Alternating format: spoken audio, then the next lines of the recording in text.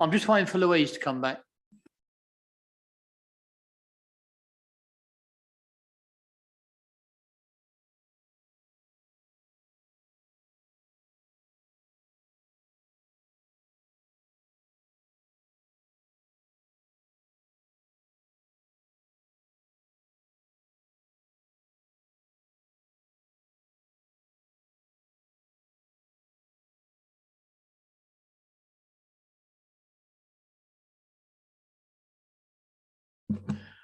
Right, good evening, everybody.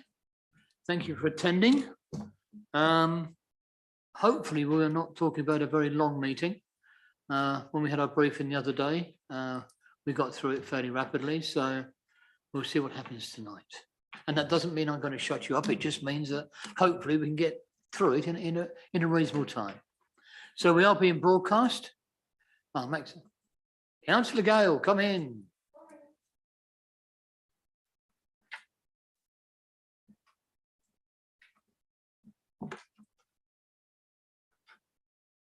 Okay, I was just saying we are broadcasting and it is live now. So if we can start the agenda then, please. First of all, we have apologies for absence. Can I have apologies, please? Thank you, Chairman. We've had apologies from Councillor John Ward and the two parish co-optees, Tom Hughes and Stephen Reynolds. And there are no substitutes this evening. Thank you very much. The minutes of the meeting, please, which took place on the 3rd of October. They have been laid on the table. I imagine you've all read them now. Is there anything that anybody says is not fact from the last meeting? In that case, can we agree the minutes, please? Agree. Thank you. And on to disclosure of interest. Has anybody got a disclosure of interest tonight? No? Okay, well, thank you very much. Have we any questions by members of the public? No questions, Chairman. And questions from members of the council? Had any questions? No questions. So we'll start with item 6, which is the monitoring officer's report regarding misconduct allegations. So if I could ask the monitoring officer just to briefly brief us on it, please. Well, Fiona, you're doing it. Okay. We've got both tonight. So Fiona, thank you. Thank you, Chairman. This report is the annual report, summarises the complaints that have been received and dealt with by the monitoring officer in the last year.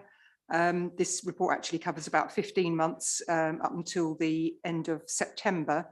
At the point when we reported last year, there were 3 complaints that were still going through the process and were outstanding. Those have all now been resolved, and members will be familiar that 2 of those went to formal standards panel hearings, and in each of those cases the Haslemere Town Councillors were found to have breached their code of conduct, and that was referred back to Haslemere Town Council to decide on any sanctions. In the year since 1st of July 2021 to 30th September 2022, we've had, it's 9 formal complaints. One of those progressed to a standards panel hearing.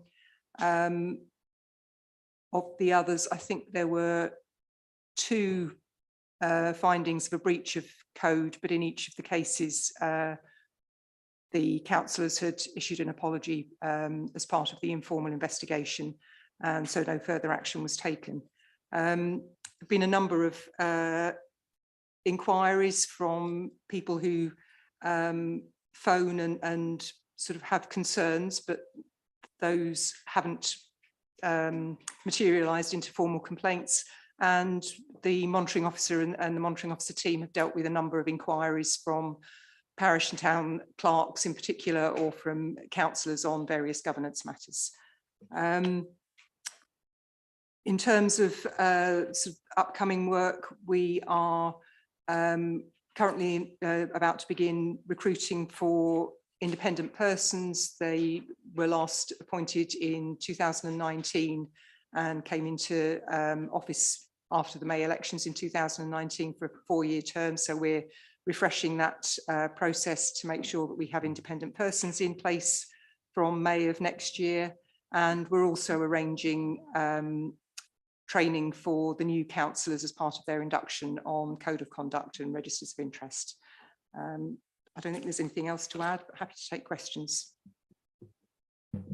Thank you. Right, can I just, before we start questions, I ought to introduce Stephen Ricks, didn't I really? Our new monitoring officer. Would you like to say something? Good evening all, I'm Stephen Ricks, the new monitoring officer. I commenced in this role about 3 or 4 weeks ago when you kindly appointed me as your monitoring officer at full council a few weeks ago. Thank you. In that case, now we'll go on to questions. Councillor Costa. Yeah, I find most of this straightforward, and I only have one sort of comment, oblique, vague concern, and it relates really to the case involving councillors Ellis and Barton, and nothing to do with the details of the case. That's not appropriate to bring up here. But I just was a bit concerned about the length of time that this one appears to have taken. I absolutely accept the points made about complexity, and I accept the point made about it being prolonged to some extent, at least, by subsequent complaints being added in as we went along. But each stage does seem to have taken a tremendous amount of time. I mean, I know from my own experience as a member of this committee, for example, that we would often be contacted, obviously in good faith, about a potential date for a panel hearing and whether we were available.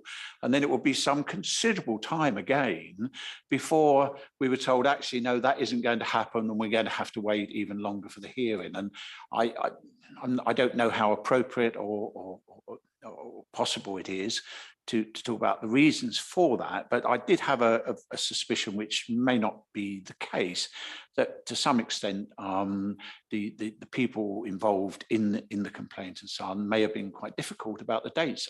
It may have been the members, I don't know, but I think I'd just like some further understanding of why the process as a whole and that particular part of it, i.e. agreeing dates for the hearings and so on, seems to have taken much longer than I would have expected it to do. Okay, Councillor Costa, are we able to answer that, or would you rather, Fiona, would you rather take that off? And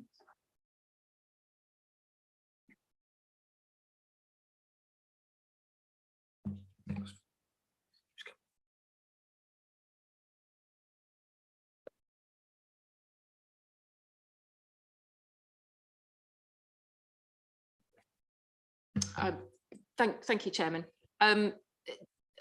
Yeah, I do appreciate that it did take a very long time to fix the dates for the 2 panel meetings. This was just due to diary clashes. There were an awful lot of people, external people involved in those hearings, and it was just very difficult to pin down a date when all required attendees could make. Councillor Goodrich. I think also a factor in this case was the fact that at the very beginning, our monitoring officer was taken off monitoring officer duties to deal with COVID. So we didn't have a monitoring officer effectively able to do work at the beginning of the complaint. So we were the start was delayed quite a lot because of that, as well as the other factors referred to by others. Thank you, Councillor Goodrich. I do believe I remember somebody else going into that department temporarily to assist as well. So yes, is that enough to satisfy you, Councillor Costa?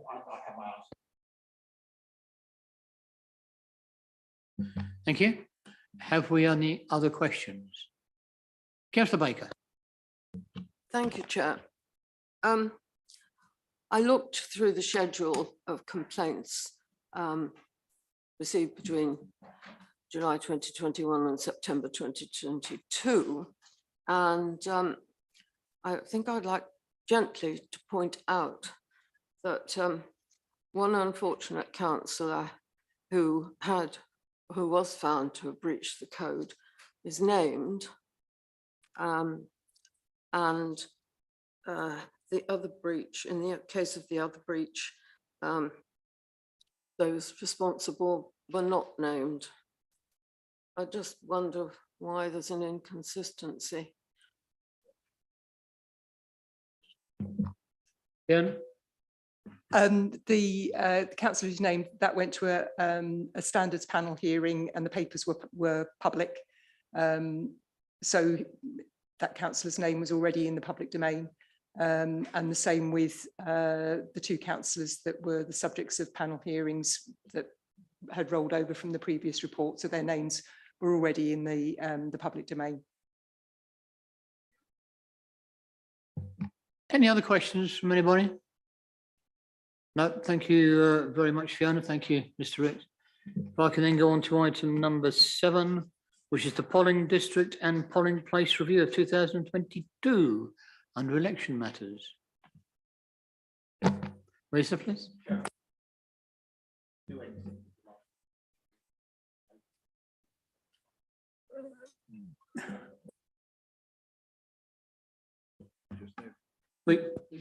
We just note it. Okay, thank you.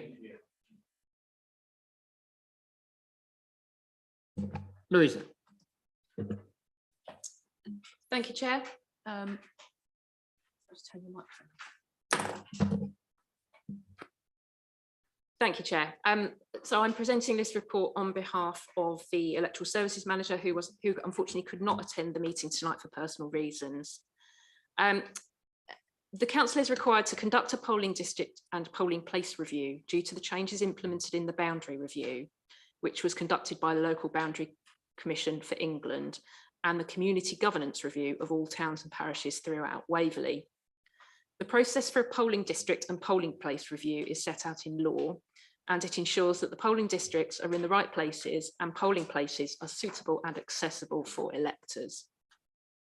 The new polling district and polling places arrangements must be in place ahead of next year's elections in May, and this meant that the polling district review had to be conducted with some uncertainty over the final warding arrangements. This is because the Waverley Electoral Changes Order 2022, which implements the recommendations made by the Boundary Commission, was only made on the 9th of November. Additionally, some of the recommended changes in the Community Governance Review require consent from the Boundary Commission, and this is still outstanding. As the boundaries from the reviews are not yet finalised, it is necessary to present 2 possible scenarios for polling districts and polling places as outlined in Annex 4 and 5, which was circulated in a supplementary agenda last week. If consent is not given for the changes to Godalming and Farnham Town Council wards, there will be 2 additional polling districts. There is only 1 additional polling station if consent is not granted, St Peter's Church of England Primary School in Firgrove 2.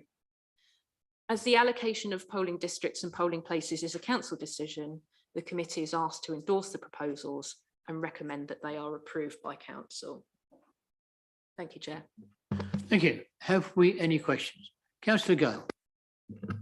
Yes, thank you, Chair. I just feel it's necessary to speak out because I was contacted by lots of people in the centre of the village of Whitley regarding the move of the polling station from the Chandler School to the Chichester Hall. The Chandler School is in the centre of the most densely populated area of Whitley, and many people like to be able to walk and not have to cross very busy roads. The Chichester Hall is situated on a very busy road with no crossings, and it has very limited parking. I know the reasons why we're told it shouldn't move back to Chandler School, which is to not disturb the children's education any further than it's already being disturbed. But I think it's very necessary for people to be able to go and cast their vote. It's a very, very important thing that we have the right to do. And lots of people don't go because they can't get there. I have suggested to people using the postal voting system, but they want to vote on the day because they want to hear all the whys and wherefores before they actually place their vote. And you can't do that with your postal vote unless you walk your application to the polling station. So I just felt it was really necessary just to speak up for them because so many people had contacted me, and I know it's a council decision. Since having spoken to people about not closing the school for 1 more day, they've been given 1 more day off for the 8th of May for the coronation, which is around about the same time as I'm being told it's very important for children to actually be there due to examination times. But I just wanted to speak out, and that's it. Thank you. Thank you, councillor Cole. Fiona, is any noting on that? Can we do anything? Should you answer? I can pass that back to the elections manager. But as you say, I think we equally get sort of representations from the schools each year about sort of trying to find an alternative polling station to using the schools and having to shut those down. So I think it's sort of damned if you do and damned if you don't in that situation. But I'll pass back your feedback. Thank you. Yes, I do have some sympathy, councillor Cole. As you know, I know that hall very well, and trying to cross to get over it across the main A283, it is a very dangerous part of traffic. Then go to councillor Baker, then councillor Nicholson, and then councillor Costa. Thank you, Chair. On the same point, I have a note here about another school, which is actually going to be closed because so far nobody's thought of an alternative. Perhaps I could come back to that in a minute, but I want to speak up about the potential for using the Chandler. We have tried, I say we because I was on the council before, various means of accommodating the polling station without interrupting the education. Chairman, you may remember anyway. But first of all, we tried using a room which was for the polling clerks that was exterior to school activities, I can think it's fair to say. They had to keep the doors open all day and it was absolutely freezing. And I took blankets down to the polling clerks so they didn't get cold, any more chilled. That was one problem. And then they used a mobile unit. Now, the only problem that would pose is the use of the car park. I think you'd have to be able to drive people into the school premises and into the playground, but having a mobile unit seemed to work fairly well. And I do remember, the polling clerks have always been incredibly helpful if disabled people have gone to the polling station. And I've known polling clerks take ballot papers out to a disabled person sitting in somebody's car when they've been given a lift. These things can be got round. So I would really like us to have a wider look at the possibilities. And if I can now go back to the polling district, Farnham Northwest, and in spite of concerns, maybe even protests, I see that Folly Hill School is still going to be used, even though it creates problems for parents and children. And I just wonder if we shouldn't be thinking even harder about this.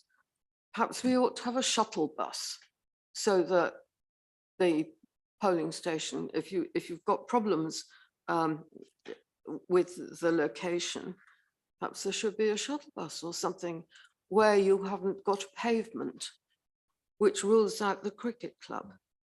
So I just think we're not thinking widely enough. So I tossed that in, that as regards the Chandler, there have been ways of accommodating a polling station without closing school. And it would be very beneficial to the residents of Whitley. Thank you. Councillor Baker, councillor Nicholson. Thank you, Chair. I was pleased that we could actually make savings here by reducing 2 polling stations to 1 for Hazelmere West. The Hazelmere West area covers the old Hazelmere, Critchmere and Shottermill area, which had 3 Waverley councillors, 2 town councillors for Critchmere and 2 town councillors for Shottermill. But that ward is now reduced in size to 2 Waverley councillors and 5 town councillors, so we can accommodate it in the 1 polling station at Hazelway. The other one was quite close to it anyway, so that was I was glad that point was taken, and that's 1 fewer polling station, but it actually works. Thank you. Thank you, councillor Nicholson. Councillor Costa. Thank you very much. don't think I need to declare an interest on this, but I need to go back to the Chandler and Chichester one. The reason is that I certainly have, I'm just trying to work this out. I certainly have one grandchild that attends Chandler at the moment, and I've had several others in the past.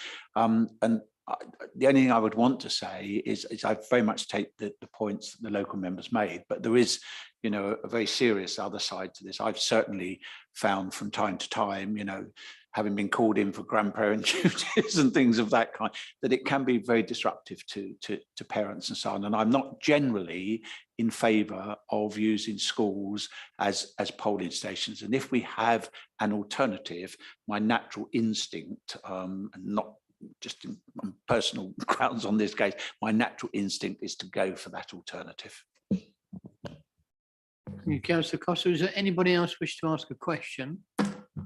Now, we have a recommendation. Oh, sorry, Councillor Goodrich. Yeah, just to point out that, of course, when you're using schools as polling stations, it's nearly impossible to use the school as a school at the same time because of safeguarding issues, of keeping the public away from pupils and so on. And I see there's a third school here that's on the list, which is Firgrove 2, St. Peter's Church of England Primary School. So there seems to be two schools still on the list, but you do have the problems of safeguarding, which means the school can't carry on and at the same time having a polling station, as I understand it. Thank you, Councillor Goodrich. Is that Councillor Baker, you want to come back? Yes, please, I do. Clearly, there are rules and regs around safeguarding, I accept that. But if you were to use a separate structure within the curtilage of the school, would that infringe the regulations? Fiona. I think there would probably be, if we were bringing in a sort of temporary structure for the purposes of the election, there would obviously be a cost involved in that. And if there's an alternative venue, then that might be something that the council would have to bear rather than sort of being able to reclaim it, which I can't swear to, but I think we're able to get back some of the costs of hiring polling stations. Certainly the safeguarding issue is a key one. And I know that the St. Peter's School has come up regularly on the annual review of polling districts that the elections team do, and that they've just not been able to find an alternative venue, which is why the schools that are still on the list are there, in that they've just not been able to come up with a venue, and they have looked and re-looked on a regular basis. So I'll feed the comments about the Chandler School back to the elections manager. But I think they do work very hard to avoid using schools if there is any other available alternative. And you know, amongst the 7 of you here tonight, there's differing views as to using schools or not using schools. So the feedback they get is sort of reflects that as well. So it's a difficult balance to come to. Thank you. Councillor Costa, do you want to come back? Just a very quick point to say that my experience is that Councillor Goodrich is absolutely right, and safeguarding trumps everything in a sense. But there are occasions in which if a school has, for example, something like a detached nursery unit on the same site with separate parking, that it may be possible, but it would be very rare, in my experience from my days in education, that you will be able to do that. Thank you, Councillor Costa. Councillor Marriott. Thank you, Chair. Yes, on the same point, really, the Upper Hale ward, there's a school there that has been used as a polling station, but it's adjacent to the community centre called the Bungalow, which has plenty of space to run a polling station from, and the car park of the school is adjacent to it. So, but that's not being considered as a likely location. Thank you, Councillor Marriott. Councillor Gale. Yeah, just to come back on the Chandler School thing, really, Chairman, I appreciate that it's difficult for parents if the children are given extra days off of school and everything, and to find accommodation for them during that day. But I do think elections are very, very important. And of course, we're looking after their future as well when we allow everybody to go and cast their vote. And I think that's equally as important. Thank you. Thank you. If there are no more questions, we'll go to the recommendation. However, I would like to ask Fiona, the recommendation is that we endorse the proposed polling district and polling places and recommends that they're approved by council. And we've obviously had questions about Chandler in particular. Do we take that recommendation, or is there something you prefer to see in it?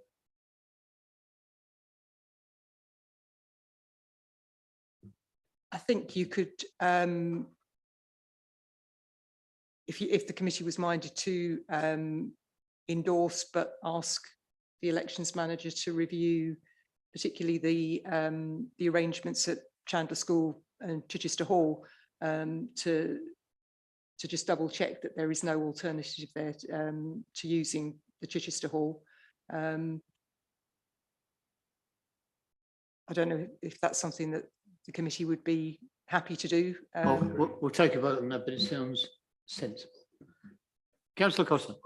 Process here. I mean, there's a fairly tight timescale on this, I would have thought. And if we do put back that particular one, is that going to mean that we need to come back here and take that individual decision? Or are we saying that it will go to council on an open basis with more information? I mean, I'd be quite happy to vote for the recommendations we have as it happens. Others may or may not be, but I just want to understand what the implication is of Fiona's suggestion to us in terms of process. Councillor Goodrich. Yeah, I agree with Councillor Costa, and the answer is we make the proposal as listed.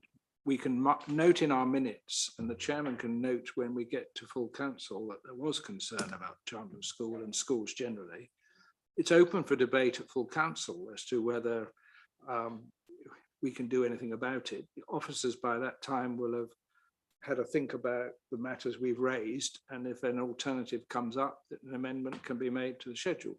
But the answer is the fallback must be we approve it. And we go from there. And particularly the Whitley members can mention it at full council and ask the chairman, because he will be briefed beforehand as to whether the alternatives are possible or not. So I think it's important that we do at least get as far as approving the general recommendation, but with note in our minutes that we were be interested to see before full council whether there's any alternative to Whitley. Yes, thank you. Councillor Baker. Sorry, I don't want to drag this out, but would there be some material for us to consider from the officers if it goes to full council with our reservations about the implications for schools in certain cases? I'm sure the officers would do the normal briefing papers and somebody come to full council with answers.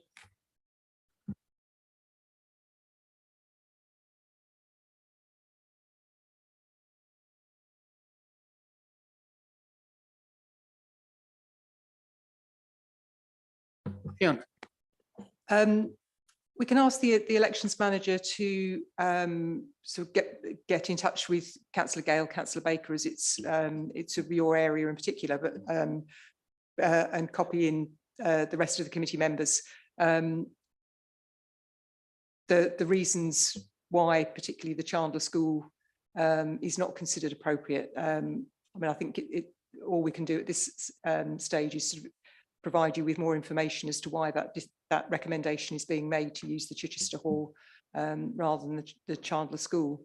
But I don't think we can delay sort of the whole report and all the approval of all the other polling stations just on this one by delaying it to a later council meeting. But we can certainly provide you with more information as to why the Chichester Hall is being proposed as the polling station rather than the Chandler School. And I assume then, Chairman, that would be for the local members and indeed any other members they wanted to, would then, having been armed with that additional information, would have the opportunity, if they wish to take it, to move an amendment at council, and it wouldn't delay the other decisions. I think that must be the way forward, mustn't it? It certainly seems to smooth away, and that won't delay times. And yes, we will get our opportunity to speak out at full council. And I'm certainly happy to say briefly what we discussed tonight.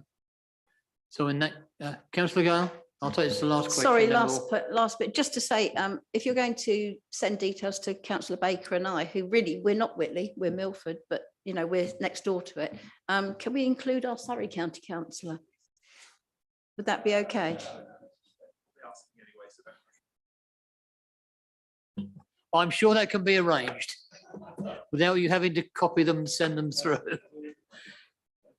Can we have the copy to all standing members, I think, and then the leader as well, please? Thank you.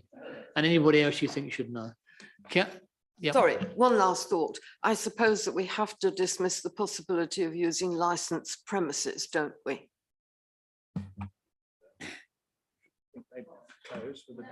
Yeah, I think at the moment we'll stay where we are. We'll go for the recommendation and then we'll see what the officers have to say. Very interesting. Right, okay, thank you very much. If we can go to this recommendation, then please. It is as written out on your agenda. It is recommended that the Standards and General Purposes Committee endorses the proposed polling district and polling places and recommends that they are approved by council. Do we agree that? Agreed. Thank you very much. So we now move on to the item 8, which is constitutional matters, changes to the scheme of delegation, tree preservation orders. Louise, thank you very much. Thank you, Chair. As members know, the Constitution was reviewed at the last meeting of the committee and approved by the Council at its meeting on the 18th of October. Article 14 of the Constitution gives authority to the monitoring officer to update the Constitution to correct errors or reflect changes in legislation or make amendments as a result of changes to operational arrangements. The report before you makes 2 recommendations. The first is to note changes made to the Council's scheme of delegation by the monitoring officer under his delegated authority, and these are set out at the table in paragraph 4.2.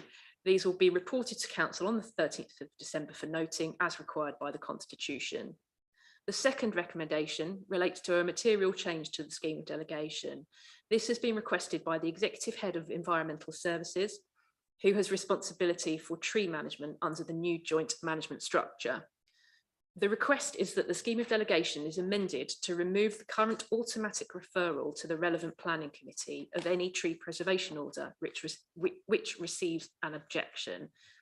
It is proposed to replace that with a call-in provision, which would mean that any tree preservation order which received an objection would be determined by the Executive Head of Environmental Services under delegated authority only after written confirmation from the relevant ward councillors that they do not wish to call the matter into the relevant planning committee. This is set out in paragraph 4.3 of the report. As this change would require council approval, the committee is asked to endorse this and recommend that this revision be approved by full council on the 13th of December. Thank you, Chair. Thank you. Then on to questions. Councillor Costa. Yeah, the tree preservation one, I doubt you've got this information with you, but I'd be really quite interested to know how many of these type of applications where there have been objections have actually come in front of the relevant planning committees. Because I have to say, as a member of the Eastern Planning Committee, I can only actually ever remember one, and that was the case of a developer who didn't like, what was being proposed. And I think my own judgment of this would have been significantly affected by that sort of. You bring these things forward, generally speaking, it seems to me, because the justification is that they're really holding up business, and we ought to let our officers get on and do the work. But I'm just not convinced at the moment that that is actually the case with these things. And I also would have thought that in many cases, for the officer concerned, if he's either having, a lot of pressure and difficulty, either with the developer or someone on one side, not wanting it to happen, or a public outcry, if there's a revocation proposed, can't say I've seen one at the planning committee, then actually sending it forward for member decision, and I'll get on to the ward member bit in a minute, for member decision is probably the right thing to do. As for ward member and planning committee, I think if it were that controversial and it came to me as a ward member, I'd probably say, well, I have a view as a ward member, but it might actually be better if a slightly wider group of members actually decided it, if it's that difficult. So I don't know if you can give me the information. As I say, it's not probably reasonable for me to ask, but certainly if and when it comes to council, depending on what other views this committee wants to take, I would like to be armed with that sort of information. Thank you, Councillor Costa. Louise? Thank you, Chair. Councillor Costa, so I sought advice from the relevant officers today, and you're right, it isn't huge numbers. This year there has only been one, and it was 4 last year. There have been more than that. However, officers have managed to resolve the objections without it needing to come to committee. But the ones that have actually come to committee, it is relatively small numbers. Sorry, Councillor Costa, have you finished?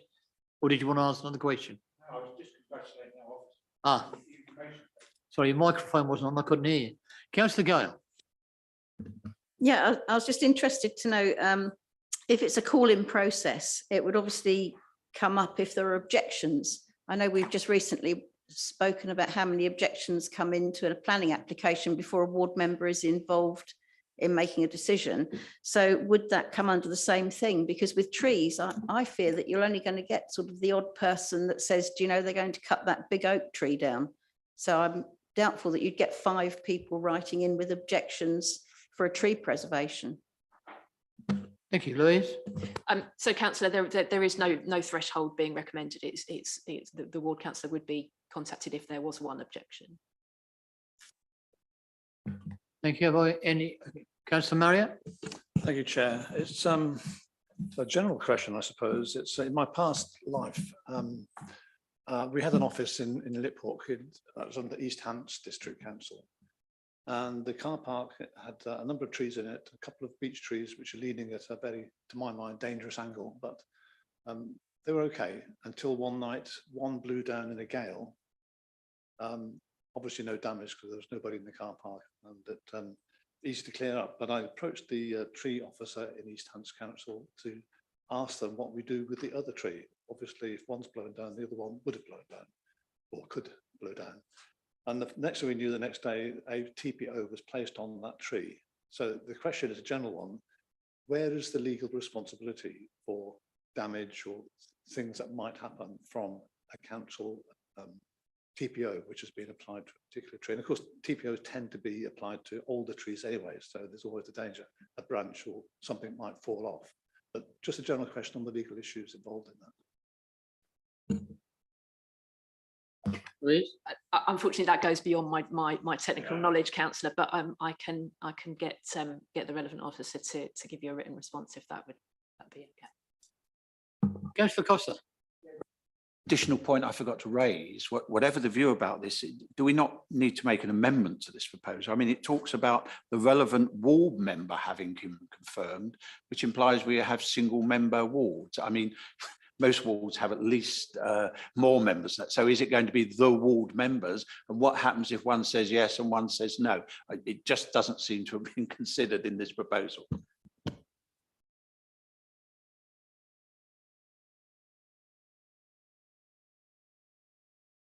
Ward member bracket S. Oh, I mean in the reasons. Okay.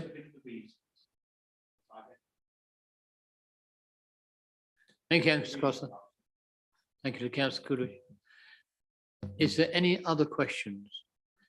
The only time I tend to discuss trees is probably at the town council, and I'm sure economy might be the same. We see them there now and again. Yeah, and then they get pushed forward.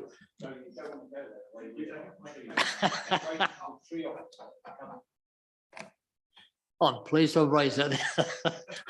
All I can say is Hazelmere has it now and again. Thank you. If there's no other questions, and we'll go on to the recommendation, please. As on your agenda, we have 2 notes of changes made by the monitoring officer under his delegated authority set out in table 4.2, and that those changes will be reported to council for information, and endorses the proposed revision to the scheme of delegation as set out in the table at 4.3, and recommends that version 7.3 of the scheme of delegation be approved by council as set out in Annex 1. Can I have agreement with that? Lovely, thank you very much. Thank you, Councillor Costa. In that case, that is the end of the meeting and no other items on the agenda. And it's taken us 40 minutes, so that must be one of the quickest committee meetings I can remember. Thank you all very much for attending. Thank you for keeping your questions